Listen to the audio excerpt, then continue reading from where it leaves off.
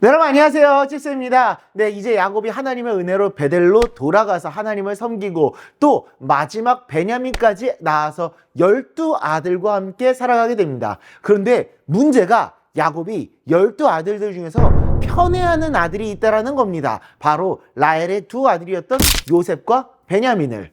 사랑하는 라헬이 죽고 떠나니까 그녀가 남겨놓은 두 아들을 보면서 그리워했었고, 그래서 두 아들을 다른 아들들보다 더 사랑하게 되었고, 그 중에서도 큰아들인 요셉을 가장 사랑했었습니다. 그래서 좋은 것들을 다 요셉한테 몰빵을 해주는 겁니다. 집안에서 장자나 가장 높은 사람들한테 입혀야 하는 채색 옷을 요셉에게 입히는 겁니다. 12아들 중 11번째 아들인데 장자 취급을 받고 있는 겁니다. 형들 입장에서는 억울할 수밖에 없는 노릇이었죠. 그런데 그래도 요셉이 겸손하게 형들을 잘 섬기고 형들한테 잘하면은 아마 미움을 받지는 않았을 것인데, 형들이 미워했던 이유, 요셉을 미워했던 이유는 따로 있습니다. 바로 형들의 잘못을 맨날 아버지한테 가가지고 고자질하는 겁니다. 아빠, 형들이 이런 나쁜 짓을 했대요 하면서 형들의 잘못을 일러 바치는 것이죠. 형들 입장에서는 화가 나지 않을 수가 없는 노릇이었고, 속으로 이렇게 부글부글 끓으면서 요셉을 죽이고 싶은 마음까지 들었을 겁니다.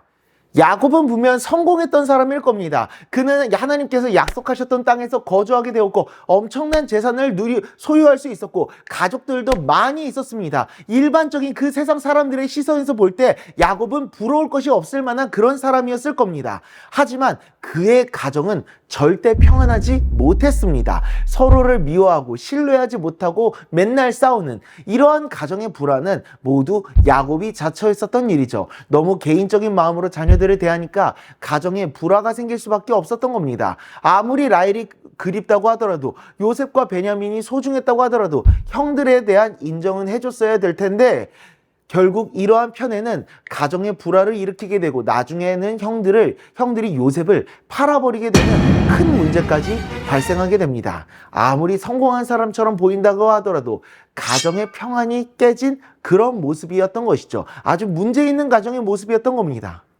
그래서 우리는 늘 평안한 가정, 서로 간에 불화가 없는 아름다운 가정을 이루기 위해서 노력해야 합니다. 인생의 성공만을 바라며 달리는 것이 아니라 사랑하는 가족들을 돌보아주며 가족들과의 평안과 화평을 이루며 살아갈 때에 비로소 우리 삶에 진정한 평안이 찾아오게 되는 겁니다.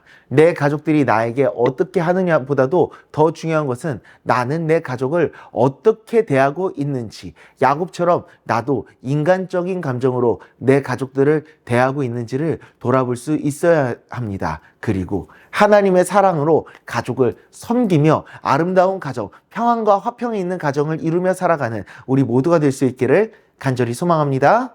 기도하겠습니다.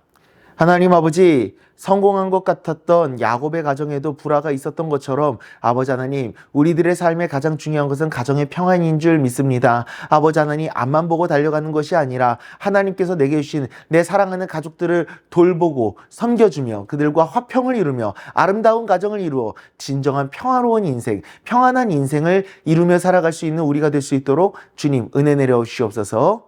예수님의 이름으로 기도드리옵나이다. 아멘.